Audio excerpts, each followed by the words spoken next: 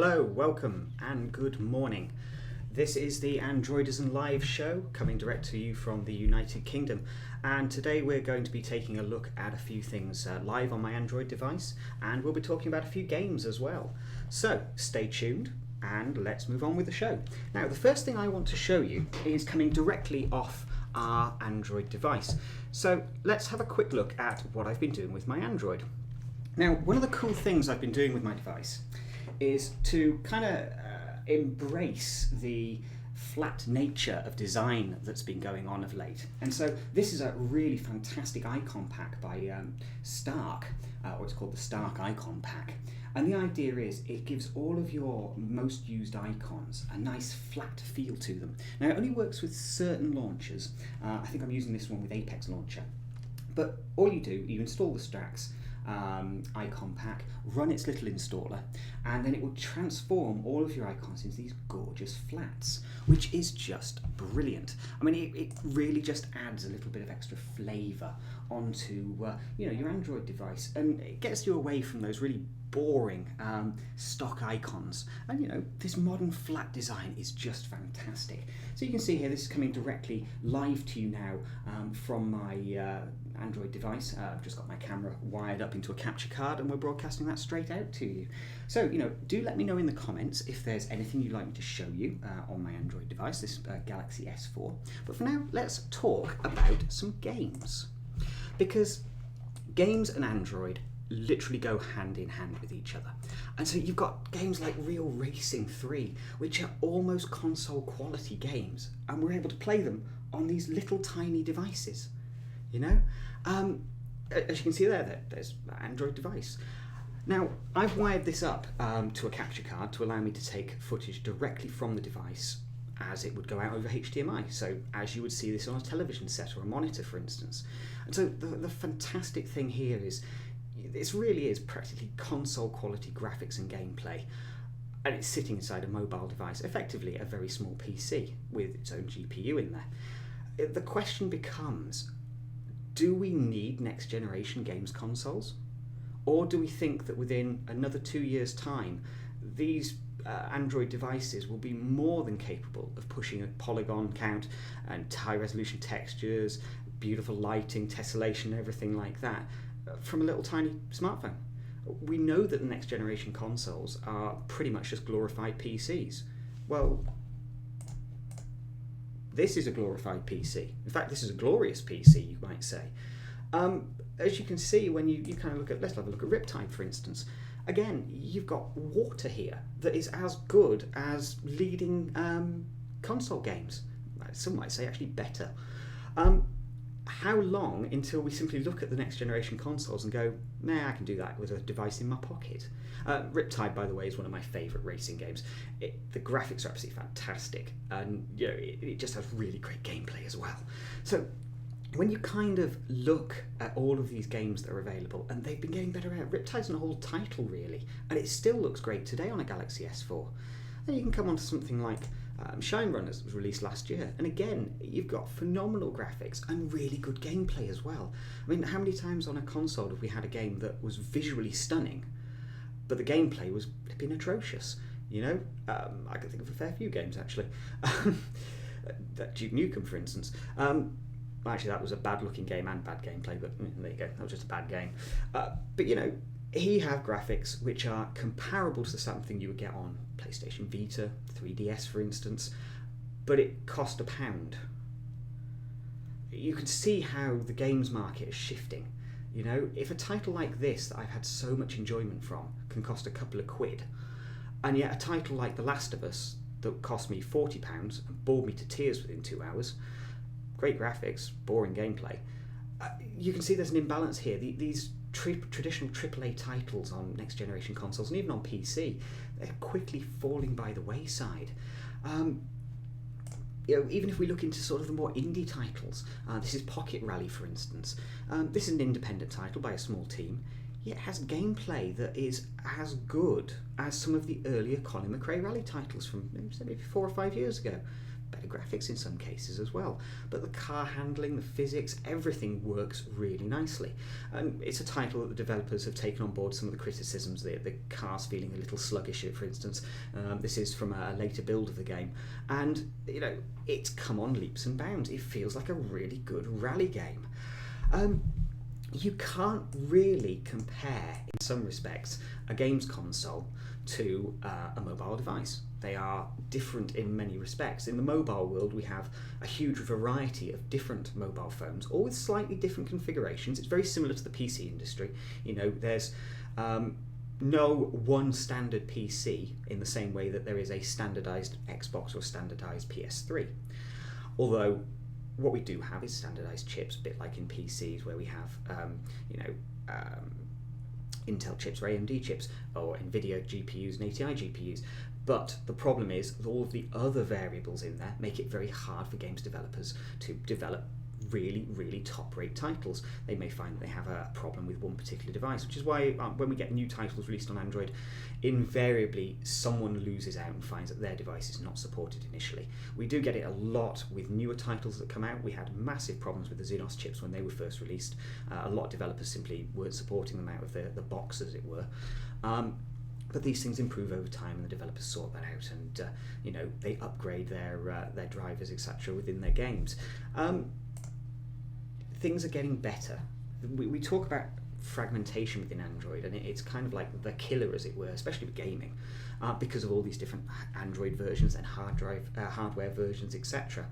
But when a company gets it right, this one for instance, Funky Smugglers, you've got a title that works really nicely across a wide range of devices, and it just looks fantastic. And the gameplay, it's such an original idea for a game as well. Again, this is a title that was released a little while ago, but just fantastic. I end up playing this one quite a lot when I'm just stood a queue, basically. Let's have a quick look and see if there's any comments from people. There isn't, which is a bit of a pity. If you happen to be watching now, do tune in, drop us some comments, let us know what you think.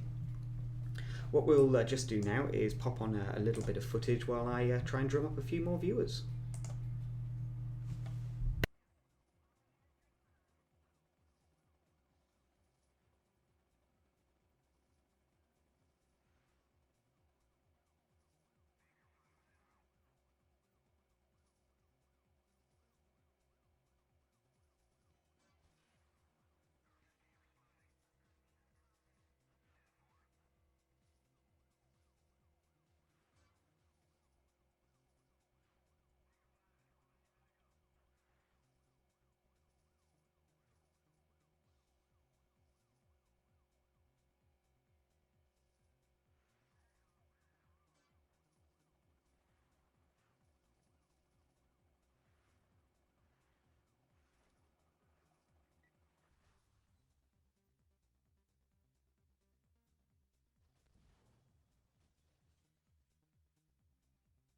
One of the great things with Redline Racing, a new title that's just been released in fact, is it's an endless runner, but with awesome graphics and about cars.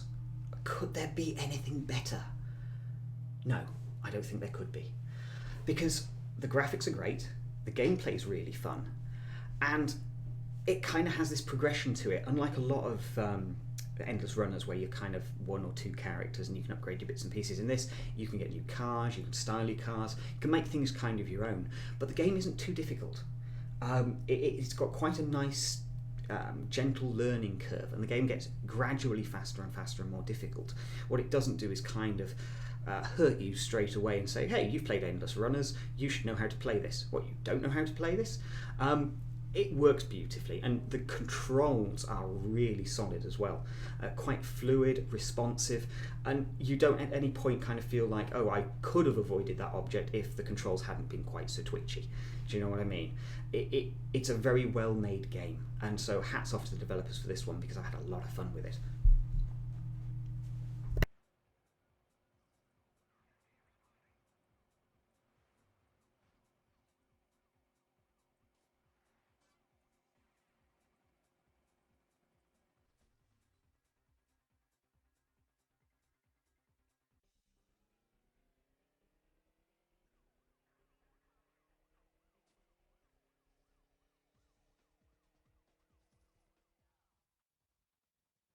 I spent quite a lot of my time playing is Repulse, which is kind of like a Wipeout clone, but it has some slight twists going on. One of the twists that I really like is this idea of polarity, and from what I can tell, depending on which polarity you're in, you're either in an attack or a defensive kind of mode.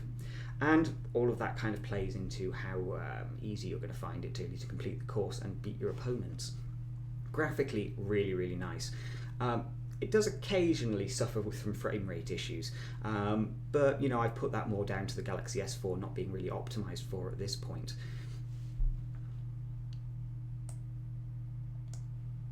A game which is slightly different, I suppose, well, quite different to a racing game, is Zombie Wood. And with Zombie Wood, it's very much your kind of action, action shooter zombie game. It's a twin stick shooter, basically, but really nice graphics. And what I like about it is it has a slightly original concept to it as well. Basically, there's a movie director. He looks a bit like Steven Spielberg, and he wants you, an action hero kind of guy, to complete various objectives on movie sets whilst killing zombies so he can make his movie. Zombies are invaded, basically, and the Steven Spielberg-like character has decided he's going to shoot a zombie apocalypse movie. Why not? Well, take advantage of the zombie hordes, kill a few at the same time. And so the idea is everything is about being overwhelmed. It's very much your traditional twin stick shooter, but the graphics are really good and it's very well executed, which, you know, I appreciate. There's a lot of really poor games that have been released over, you know, the last year or so for Android. And so when we find a game which, you know, is a bit different, it's got the twin stick thing going on, but actually is competent in the way it executes, then congratulations to the developers. It uses in-app purchases, but they're not too annoying. They're there, but they don't really block you too much from being able to play the game. And you know, are you good enough at the game? Well, that's down to your own skill, not down to, you know, a pay-to-win formula, as it were.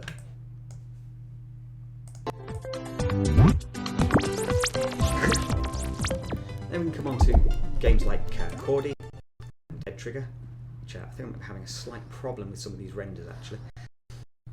Yeah, let's skip on problems. Let's just flick back to that. I've been having lots of shenanigans rendering videos for use for this purpose, but here's Epoch, which is probably one of my favourite cover mechanic style games. So the whole idea here is that you have to take cover. Whilst you're taking cover, you can then pop out and you know, destroy these nasty robot kind of guys. And the graphics, it being an Unreal 3 engine game, are just phenomenal. Really, really nicely done. And it does make a big difference. I mean, I have a lot of criticism for the Unreal Engine because personally I don't think it's best suited to mid-tier mobile phones. Where it kind of is starting to come into its own really wasn't on last year's devices, but this year's. So on the Galaxy S4, HTC One, the Xperia Z, and whatever that LG phone they released is. Basically, if it's running the Qualcomm 600, the Tegra 3, or a Qualcomm 800, you will generally find most Unreal 3 engine games, or Unreal Mobile, whatever they're calling it, work really nicely. Nice frame rates, great looking graphics, great lighting, etc. On the mid-tier devices, things can be a little bit choppy. To me, this game kind of gave me a lot of confidence that what Epic are doing on the mobile platforms is going to be worthwhile, and this wasn't going to turn into another Flash incident where Adobe had attempted to bring Flash to mobiles and it just hadn't worked. What we can see here quite clearly is the Unreal 3 engine working beautifully on mobiles, but it does need that kind of top-end power at the moment. Because say, if you're buying a high-end device, 2013, then you're not going to have any problems here. If you're buying one of the last year's devices, Galaxy S3, Galaxy Note 2, for me, I found it just a little bit laggy at times. But that said, it's not unplayable. It just has, you can tell, not quite the same amount of fluid motion, etc., as you would get from the later devices.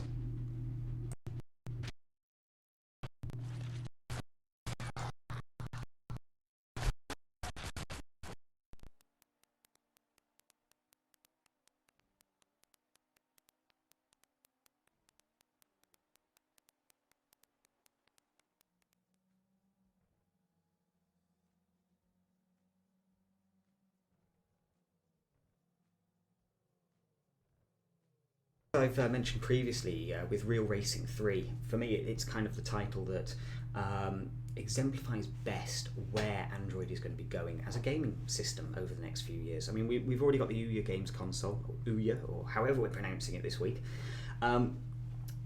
Now, as games consoles go, the Ouya is a kind of first generation device from Android, for Android. I'm not sure it's going to sell particularly well. I don't think it's going to be thought of as being kind of like the magic bullet that brings Android and gaming to your television. Mostly I think it's slightly underpowered, frankly. The Tegra 3 processor is now very long in the tooth, and I'm not overly keen on the way that Ouya have kind of decided to have their own Play Store there, their own Ouya game store, because we've seen developers now pushing the prices up of titles because it's a closed ecosystem effectively. That's not really what Android's all about. And also sideloading games onto the Ouya doesn't seem to work particularly well. It's a disappointment from that point of view. We hope that Ouya can sort of get these things in gear over the next 6 months or so and improve things there. But games consoles and Android are definitely going to have a long history together, and I think over time we're going to see Android games consoles outsell PS4 and Xbox One, purely because lower barrier to entry and the games just keep getting better and better.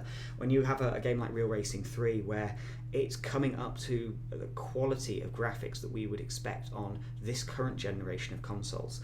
Certainly if you looked at the racing games that were first released on PlayStation 3, Xbox 360, Real Racing 3 is certainly comparable to those first generation titles, and the speed at which games developers and Android hardware is progressing means that within literally 2 years max we're going to come up to quality of graphics that are really only at the back end of what we're seeing now in the current generation of consoles. It's not going to take much more of a leap forward before these lovely little Android devices that we have sat here with us are going to be more than capable of replacing our games consoles. You won't want a 3DS, you won't want a PS Vita, you won't want an Xbox One, and you won't want a PlayStation 4. What you'll be saying is, where's that 6-inch Android device of mine that I can wirelessly stream directly to my television set, use as a games controller at the same time if I want to, or just plug it in and leave it, or whatever I want to do. I can take it around to my friend's house, I can share games, we can multiplay. The convergent point, this kind of singularity of gaming, I suppose you could call it, it's not going to happen in the living room, it's happening in our pockets. And for me, I think Microsoft and Sony, they all are very focused on this second screen idea. They still seem to think the television is the first screen. Anyone who's working in the media landscape right now knows that the television is actually the second screen, and these devices, these are our first screens. We carry these everywhere with us. When we're watching television, what we're actually doing is tweeting, G+ing, talking to our friends on Facebook. The television is the secondary thing that we're kind of worrying about. It's the thing we glance at, the thing we're listening to in the background. But the thing that's holding our focus is right here. And as games progress, as our ability to run higher end graphics, better textures, better lighting, and all of this comes from the performance improvements and also the GPU performance improvements that are being made by the silicon manufacturers, your likes of Samsung, your likes of Qualcomm, etc., and likes of ARM. So as this speed increase happens, you'll start finding more and more often you simply don't need the latest and greatest games console, in part because of cost, one device to rule them all, in part also because of the cost of games and innovation in games as well. What we tend to find in the traditional games consoles is an awful lot of repetition. It's a shooter, it's a driving game, etc. And the new twists come from the narrative or a gameplay mechanic that might be added. But the core of the game is a shooter, it's a racing game. It falls into one of maybe 5 categories. What we see on mobile is experimentation again. What made gaming fun all those years ago, over the last 30 odd years of gaming has grown into not just a hobby for some people, something for geeky people to do, but something that everybody does. Everybody plays games, be it on a console or a mobile device. But where the innovation is happening is within the mobile space now. The barrier to entries are lower. The ability for developers to understand the technology is lower as well. The documentation is better. They don't have to pay huge extortionate license fees to actually release their titles on on a mobile device like they do on a games console. And so you can see a lot more experimentation, willing to take risks. This one I think is called Roundhouse, and it's one of the most bizarre games I've ever played. I still don't understand what the point of it is, but effectively I'm a rock star and I'm mashing away on stage, And fans are coming out of the crowd, apparently to hug me, and I'm going to roundhouse kick them. I don't think we would ever see this on Xbox One or on a PlayStation 4. It's the sort of thing that can only happen on a mobile device, where the barrier to entry is lower and people are going to experiment. Developers are going to experiment and consumers are going to experiment as well, because the cost to buy the game is either negligible, it's a couple of pounds, it's worth a punt, or it's free to play. And if it's free to play, lots of people are going to happily tune in and have a look at it, just to see whether the game's any good or not. As long as you don't make the in-app purchases too egregious even, people are going to stick around and play your game. And maybe they'll throw a few quid your way as well. So, another title that I'm playing today, maybe the audio's not going to be good on this one, it's Despicable Me. It's obviously a entertainment for Despicable Me. Unfortunately, the audio on this I've messed up, it's a bit too high, but the basic principle is there.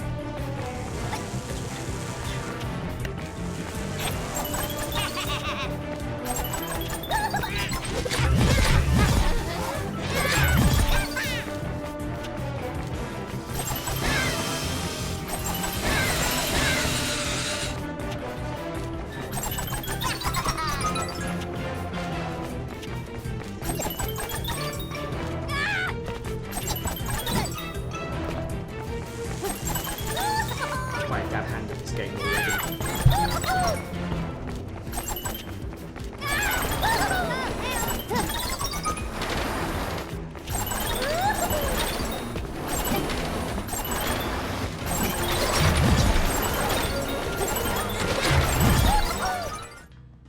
It was like Agent Dash, which kind of, this was one of the first endless runners I ever played actually, and for me it left a lasting impression just because of how well polished it was. Amazing graphics, great lighting, fluid gameplay that was always responsive no matter what device I was playing it on. Just for me made Agent Dash one of those highlights of 2012 really, a title that kind of came out of nowhere and out Temple Run. It's just brilliant fun. With Despicable Me, again, the graphics are absolutely fantastic. It is a movie tie-in, but unlike some other titles that are movie tie-ins, like the last Die Hard game, for instance, which was very much an endless runner, it was atrocious. Despicable Me kind of gets it right. It understands what it's trying to do, it understands the source material, the license it's coming from, and just like Agent Dash, it imbues the game with just enough crazy to make it fun to keep playing, if no other reason just to see what kind of happens next. With an endless runner, you don't want a game that puts you off, reaching the higher levels and stages and wanting to practice. You want a title that kind of like, I just want to see what crazy thing's going to happen next while I play this brilliant game. And it's a very similar thing I get with Shine Runners as well. With Shine Runners, the gameplay is absolutely over the top, and the graphics are as well, but it keeps you playing. And I suppose in part because each stage is actually quite short. There's not a massive amount of gameplay in each kind of bite-sized chunk, but it makes that pick up and play, especially when you're stood in a queue or something like that. Knowing pick up the game, you can just do maybe one or two of the stages. Each stage is going to take you maybe 45 seconds to a minute and a half tops, depending on how well you play anyway. But the gameplay works really nicely, and a lot of developers I think miss out on this. They fail to realise that a game has to be fun first and foremost, and games might be fun for the developer, but that's because they know how to play it. And that kind of early start that you have with a lot of games, having to have a tutorial there, in some cases you shouldn't need a tutorial if the game has actually been well made, because all games tend to fit into standard kind of patterns, as it were. And your tutorials can be useful for some games, but in a lot of cases you don't need them, and all they're actually doing, especially if you're a gamer who's played an awful lot of these types of games, you're teaching people the same things over and over and over again. Now, I admit that one of the better things you can do with a tutorial is show people, some of the cool extra features you might have in your game. What are your unique selling points, for instance? But do that during the gameplay by just pausing the screen for a second to say, hey, this is our cool thing. You don't need to show people how to play a racing game, for instance. People get that. And for me, Shine Runners just gets it right. It has crazy gameplay, but it's obvious. It's obvious what you have to do. It's obvious that there are pickups you're going to want to run over. It's obvious there are jumps. It's obvious you're going to want to smash things out of the way. And for me, the developers got it absolutely spot on. But anyway, I hope you've enjoyed this first show. This is our first live broadcast. We're basically testing out, in some respects, all of our various equipment we've got now, including direct capturing from our DSLR cameras, so you can see live broadcasts of what we're doing from our Android device, as well as this pre-recorded footage that we're using, so that we can talk to you a little bit more about these games and show you some really high quality visuals as well. At any time you can always let us know in the comments if you've got any questions, if there's anything you'd like me to show you on an Android device, or any games you'd like us to check out. Do let us know. We'll hopefully be doing these live broadcasts at least once a week, maybe a little bit more often, and we may very well be including some special guests along the way as well. Do please let me know in the comments what you thought of our first live broadcast, if there's any improvements we can make, any changes you'd like to see, and I hope you've really enjoyed it. All the best.